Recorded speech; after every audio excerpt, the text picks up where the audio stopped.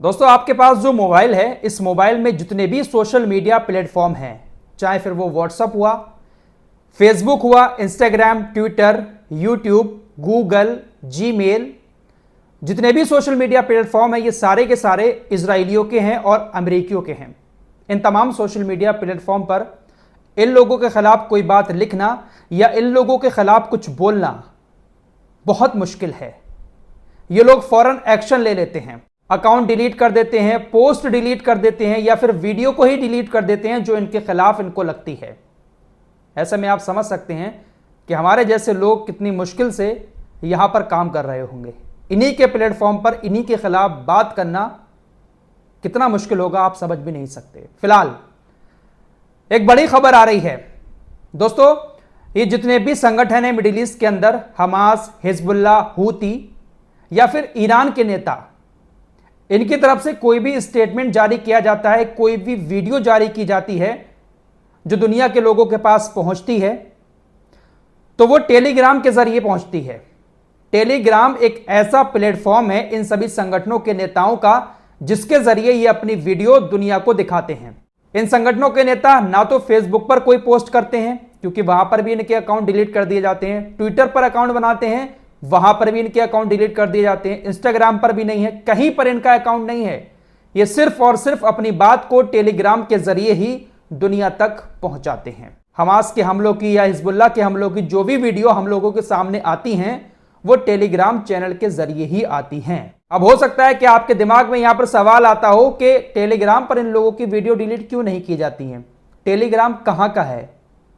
दरअसल टेलीग्राम के मालिक जो हैं वो रूस के हैं और आप लोग इस बात को अच्छे से जानते हैं कि रूस नाटो का सबसे बड़ा दुश्मन है। टेलीग्राम के जो मालिक है उनका नाम है पावेल ड्रोब और ये रूस के रहने वाले हैं, इसलिए टेलीग्राम रूस का हो गया।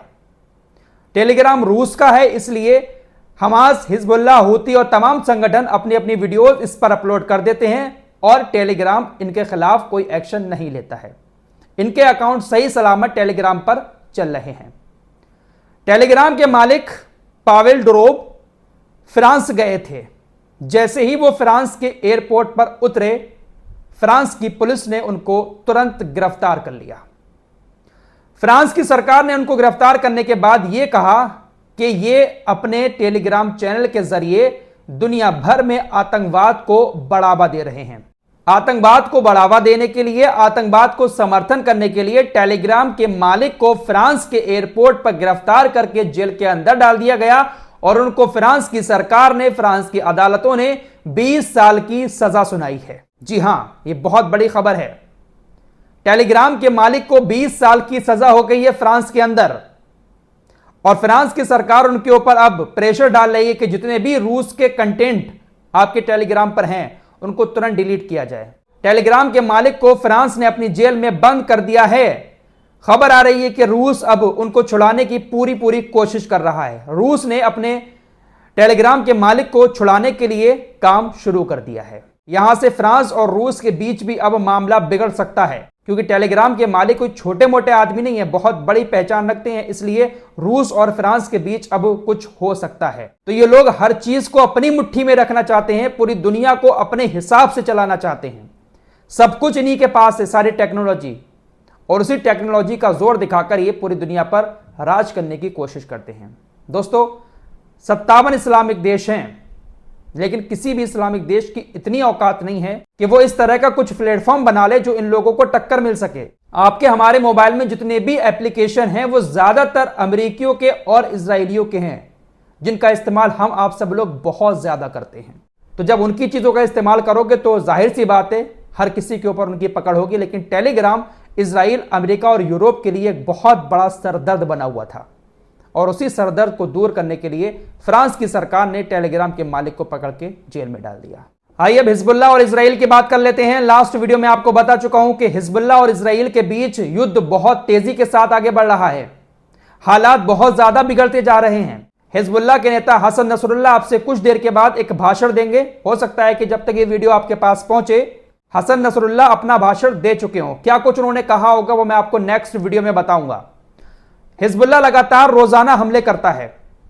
हिजबुल्लाह ने आज भी एक इजरायली जहाज के ऊपर हमला किया था उत्तरी इजराइल के समुद्र में इजरायली नौसेना का एक जहाज था, उस जहाज पर हिजबुल्लाह ने ड्रोन से हमला किया।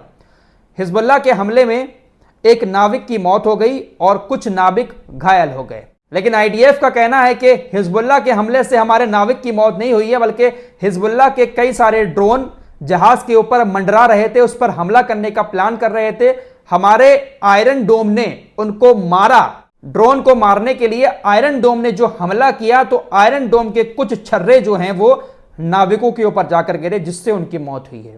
हिजबुल्लाह के हमले से उनकी मौत नहीं हुई है। इजराइल इस तरह की बातें इसलिए भी करता है ताकि हिजबुल्लाह और ज्यादा बड़ा बनकर दुनिया के सामने ना आए, दुनिया को ऐसा ना लगने लगे कि देखिए हिजबुल्लाह तो अब जहाजों पर हमला करके भी उनके नाविकों को मार रहा है। इसलिए आईडीएफ ने कहा कि हमारे ही आयरन डोम के छर्रों से उनकी मौत हुई है। लास्ट वीडियो में आपको बताया था कि हिजबुल्लाह ने पिछले 2-3 दिनों में 320 रॉकेट और ड्रोन से हमले किए थे 11 साइटों पर। इजरायली सेना की 11 साइटों पर हमला किया था।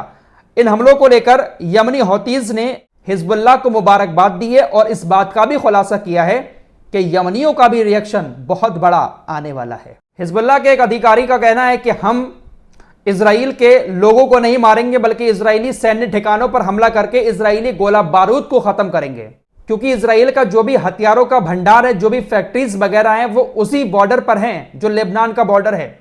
हिजबुल्लाह जो हमले करता है वो सैन्य ठिकानों पर ही करता है। इजरायली मीडिया भी इस बात को कह रहा है कि लेबनान के हिजबुल्लाह ने मोसाद, शिनबेट और तेल अवीव में सैन्य खुफिया मुख्यालयों को ही निशाना बनाया है। हिजबुल्लाह कभी भी इजरायली यहूदी जो आम लोग हैं उनके ऊपर हमला नहीं करता है। हिजबुल्लाह जिस तरह से इजराइल के ऊपर हमले कर रहा है, ईरान भी लगातार बड़ी बड़ी धमकियां इजराइल को दे रहा है। इन सारी चीजों को देखते हुए इजराइल के जो लोग हैं वो इजराइल छोड़कर दूसरे देशों में जा रहे हैं। जब से ये जंग शुरू हुई है, लाखों लोग इजराइल को छोड़कर दूसरे देशों में चले गए हैं और बहुत सारे लोग ऐसे भी हैं जो दोबारा वापस इजराइल लौटकर नहीं आएंगे। दूसरे देश की नागरिकता है, वो लोग वहीं पर सेटल हो गए। दोस्तों, आज सुबह इजरायली सेना ने लेबनान के ऊपर जो लड़ाकू विमान ले जाकर हमले किए थे, उन हमलों में हिजबुल्लाह के 2 लड़ाके भी मारे गए। हिजबुल्लाह ने दोनों के फोटो जारी करते हुए कहा है कि हम बड़े सम्मान के साथ इन दोनों की शहादत की खबर देते हैं। दोस्तों, कल की एक वीडियो में मैंने आपको दिखाया था कि इजराइल के सैनिकों ने मस्जिद में घुसकर कुरान पाक की बेहुरमती की। इजरायली सैनिकों के हेलमेट पर जो कैमरे लगे होते हैं, वो कैमरे अल जजीरा को मिले और अल जजीरा ने उन फुटेज को दुनिया को दिखाया कि मस्जिदों में बम लगाने से पहले इजरायली सैनिकों ने कुरान पाक की बेहुरमती की, उनको फाड़ा, जलाया। सारी तस्वीरें भी मैंने आप लोगों को दिखाई थी। ये तस्वीरें दुनिया भर में फैली। हमास ने इन तस्वीरों को लेकर तमाम इस्लामिक देशों से कहा है कि मस्जिद में कुरान की जो बेहुरमती की गई है, उस कुरान की बेअदबी करने के लिए सभी इस्लामिक देशों को इजराइल के सैनिकों की निंदा करनी चाहिए और अपना आक्रोश भी दर्ज कराना चाहिए। आवाज उठानी चाहिए तमाम इस्लामिक देशों को, क्योंकि कुरान सिर्फ हमास का ही नहीं है, कुरान इन सभी इस्लामिक देशों का भी है। लेकिन किसी की तरफ से अभी तक कोई भी स्टेटमेंट नहीं आया है। दोस्तों, अमेरिका का एक बहुत बड़ा विमान वाहक पोत है जिसका नाम है अब्राहम लिंकन, ईरान के पोर्ट के करीब पहुंच गया है। समुद्र के अंदर यह जो विमान वाहक पोत होता है, इस जहाज पर बहुत सारे हेलीकॉप्टर एक बार में लैंड कर सकते हैं। अमेरिका या इजराइल का लड़ाकू विमान समुद्र के अंदर इस विमान वाहक पोत पर लैंड कर सकता है और एक बार में सैकड़ों लड़ाकू विमान यहां पर खड़े हो सकते हैं। यह सबसे बड़ा विमान वाहक पोत है और यह ईरान के तट के करीब पहुंच चुका है।